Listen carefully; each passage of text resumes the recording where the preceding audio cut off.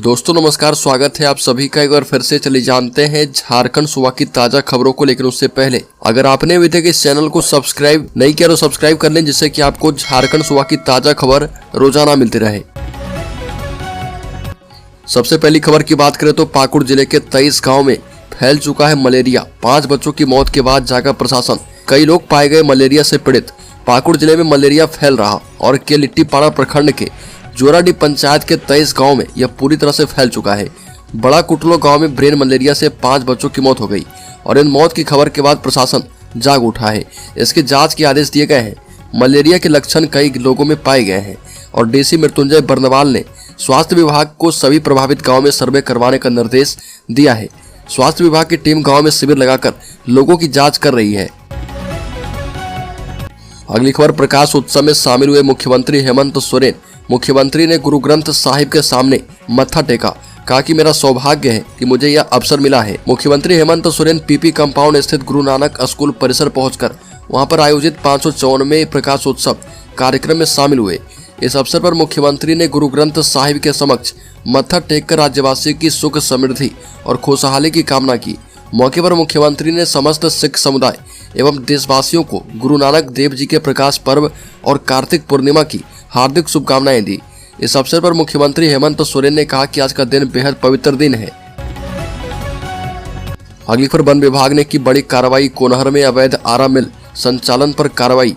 हजारीबाग जिले के कटक मसांडी प्रखंड क्षेत्र के धोटवा पंचायत अंतर्गत ग्राम कोनहर में वन विभाग की टीम ने अवैध रूप से आरा मिल संचालित होने की सूचना पर छापेमारी की। वन विभाग की पूरी टीम दलबल के साथ कोनहर पहुंची और कोनहर गांव निवासी संतोष राणा के घर में अवैध रूप से संचालित आरा मिल को घेर लिया। जांच के क्रम में टीम को मिली सूचना से अधिक सखुआ की लकड़ी एवं मिल देखकर हतप्रभ हो गई। मिल में 60 ट्रैक्टर सखुआ का बोटा सहित भारी मात्रा में लकड़ी का चीरा पटरा बरामद किया गया। अगली खबर, राज्य के लातेहार जिले में पुलिस जवान के साथ मारपीट करने वाले गिरफ्तार किए गए। 1000 रुपए को लेकर विवाद हुआ था। अपराधी पहले भी जा चुके हैं जेल। लातेहार जिले के छिपादोहर थाना के पुलिस जवान काशीनाथ कुम्हार के साथ जानलेवा हमला एवं मारपीट करने के मामले में 5 अपराधी को गिरफ्तार किया गया है और लातेहार जेल भेज दिया गया है। अपराधी में राहुल सिंह पिता जोहन सिंह, किशोर खलको पिता बिनसेठ खलको, निरंजन खलको पिता विनोद खलको शामिल है।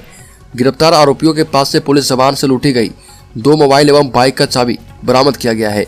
वही जवान के साथ मारपीट करने के लिए लोहे के कुदाल का प्रयोग किया गया था, उससे भी बरामद कर लिया गया है। पुलिस ने आरोपी के पास से 3 मोबाइल एवं 1 बोलेरो वाहन भी जब्त किए हैं।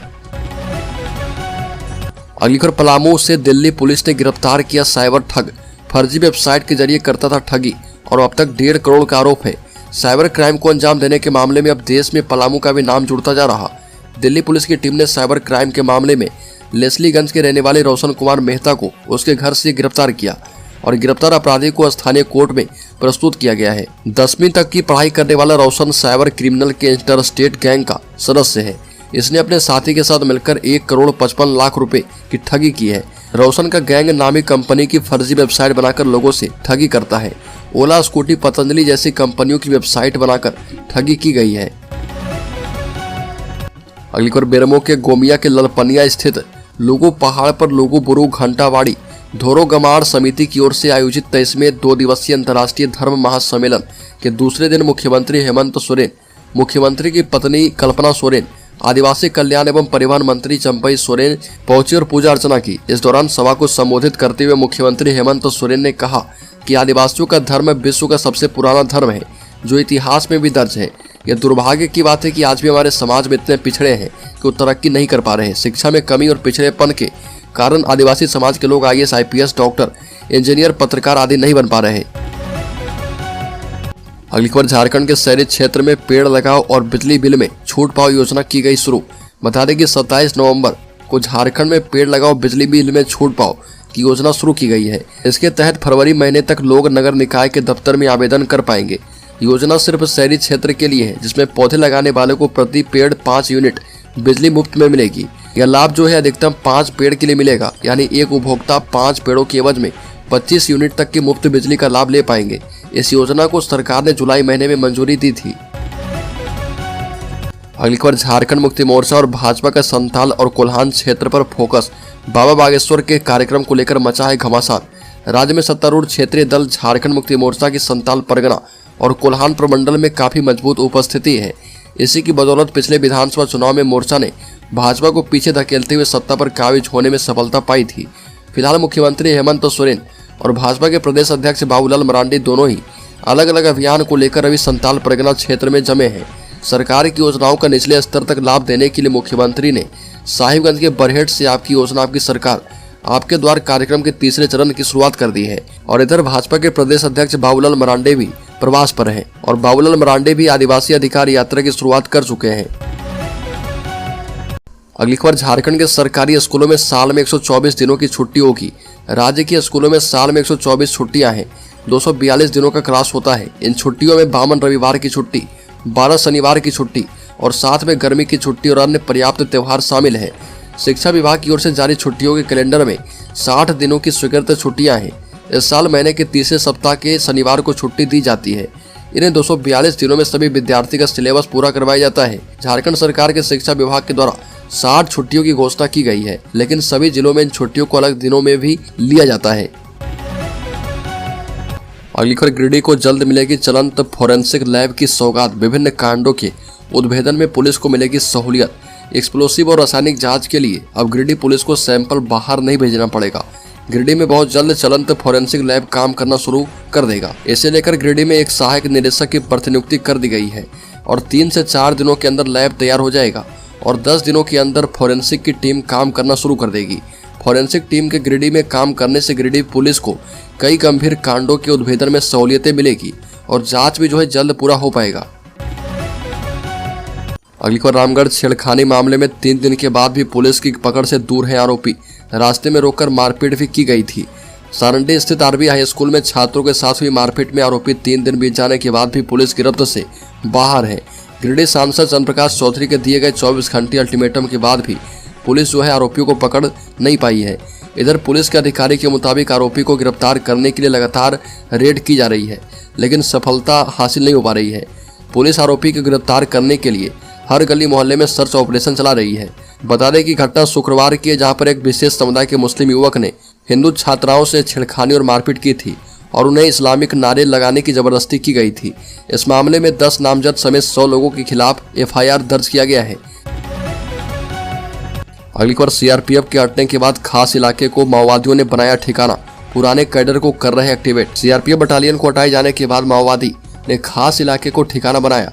ये माओवादी अपने पुराने कैडर को एक्टिवेट कर रहे। बता दें कि पलामू में प्रतिबंधित नक्सली संगठन भाकपा माओवादी के एक दस्ते ने एक खास इलाके को अपना ठिकाना बना रखा है।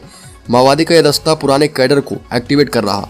दरअसल माओवादियों का यह दस्ता पलामू के हुसैनाबाद, छतरपुर, पांडु, मोहम्मदगंज, हैदरनगर सीमा को अपना ठिकाना बनाए हैं। माओवादी के टॉप कमांडर नीतीश यादव, सीताराम रजवार, संजय गोदराम इलाके में अपने कैडर को एक्टिवेट कर रहे। मिली जानकारी के मुताबिक इलाके में कुछ खास लोग माओवादी को मदद करते हैं।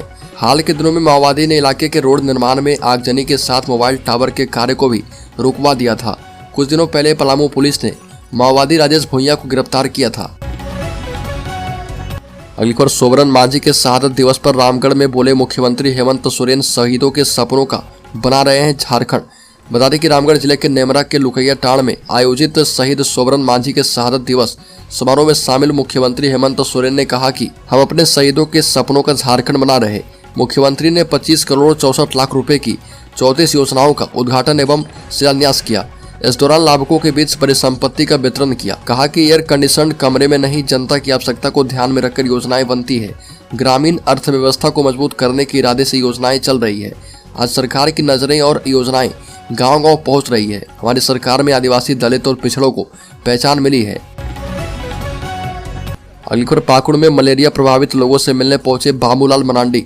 पाकुड़ में बीजेपी प्रदेश अध्यक्ष बाबूलाल मरांडी ने मलेरिया प्रभावित बड़ा कुटलो गांव का दौरा किया और ग्रामीणों से बात की और उनके स्वास्थ्य का हाल जाना। ग्रामीणों ने बाबूलाल मरांडी से गांव में पेयजल, सड़क, बिजली की समस्याओं से उनको अवगत करवाया। ग्रामीणों ने भाजपा नेता से विधवा, दिव्यांग और वृद्धा पेंशन नहीं मिलने की बात बताई। ग्रामीणों से मिलने के बाद भाजपा नेता मरांडी ने कहा कि हेमंत सरकार राज्य की विकास की दावा करती है, लेकिन धरातल पर सच्चाई कुछ और है। अगली खबर, पाकुड़ के लिट्टीपाड़ा के 23 गाँव में फैला मलेरिया का प्रकोप। प्रशासन ने शुरू किया घर घर सर्वे।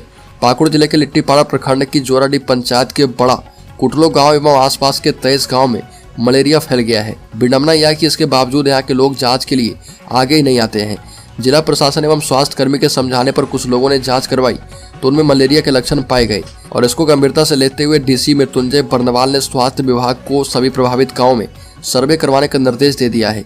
साथ ही सिविल सर्जन को दवाओं सहित अन्य जरूरी संसाधन मुहैया करवाने के निर्देश दिए हैं। स्वास्थ्य विभाग की टीम गांव में शिविर लगाकर लोगों के इलाज में जुट गई है। बड़ा कुटलो गांव में ब्रेन मलेरिया से 5 बच्चों की मौत हो गई थी। यह खबर आने के बाद उपायुक्त इस गांव में पहुंचे और बड़ा कुटलो एवं अन्य गांव में लगे स्वास्थ्य शिविरों का निरीक्षण किया एवं स्वास्थ्य कर्मी से स्थिति की जानकारी ली।